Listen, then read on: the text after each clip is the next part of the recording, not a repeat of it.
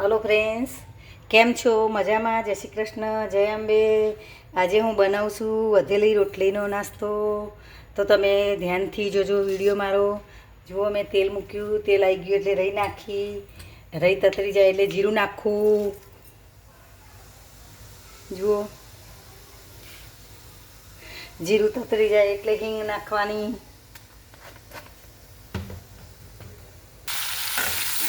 જો હિંગ અને નાખ્યા પછી મરચાં, લસણ બંને નાખ્યું. લસણ મરચાં ઝીણા ઝીણા સમાર્યા છે અને લસણની આવી રીતે ઊભી ચીજો કરી છે. જો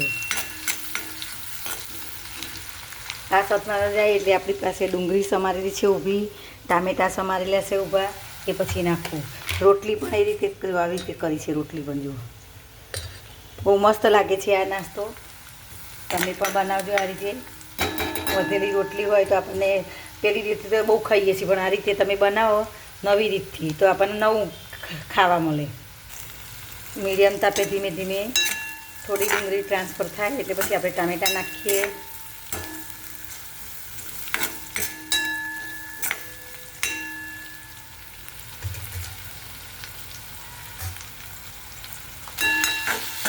બે નાના ટામેટાં લીધા હતા, આવી રીતે ઊભા સમારવાના.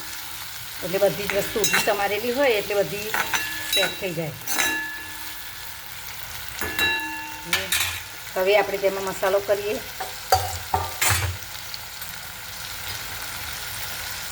એક ચમચી મરચું નાખીએ, એક ચમચી ધાણા જીરું, એક ચમચી હળદર. મીઠું તો રોટલીમાં હોય એટલે આ ટામેટાને ડુંગળીનું ભાખરી મીઠું નાખવાનું.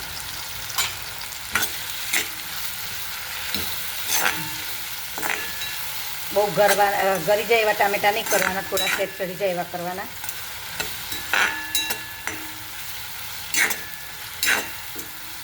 થોડું ખાવામાં ટેસ્ટ આવે તેવા. ભાઈ ગળી જાય એટલે પછી અંદર પછી રસો બધો નીકળી જાય.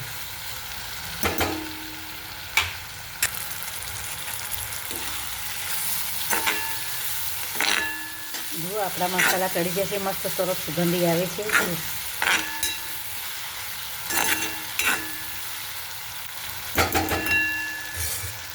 ફ્રેન્ડ્સ, તમે મારી વિડીયો જોતા હોય તો લાઈક કરજો, શેર કરજો, સબસ્ક્રાઈબ કરજો, કોમેન્ટ કરતા રહેજો. તેમાં એક ચમચી ખાંડ નાખવાની એટલે આપણા ટામેટાં ડુંગળી બધાને બેલેન્સ કરી સ્વાદને.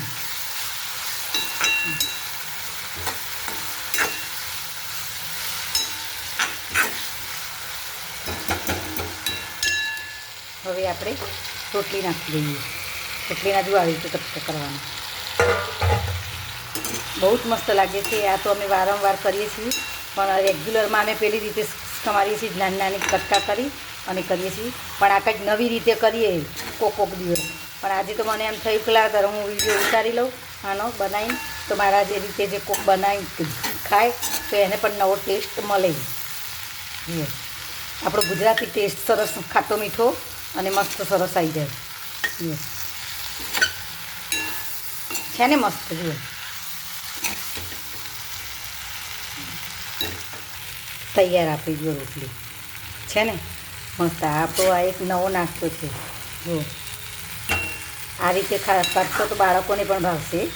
પેલી રીતે તો બાળકો આમ ખાતા ઓછું ખાતા હોય છે, મોટા જ ખાતા હોય છે. પણ આ રીતે હશે, બધું નાખેલું હશે તો બાળકો પણ ખાશે. થઈ છે ને મસ્ત. મને તો ભાવી, પણ તમે લોકો બનાવો તમને ભાવે તો મને કોમેન્ટ કરજો. થેન્ક યુ, આભાર. જય શ્રી કૃષ્ણ, જય અંબે.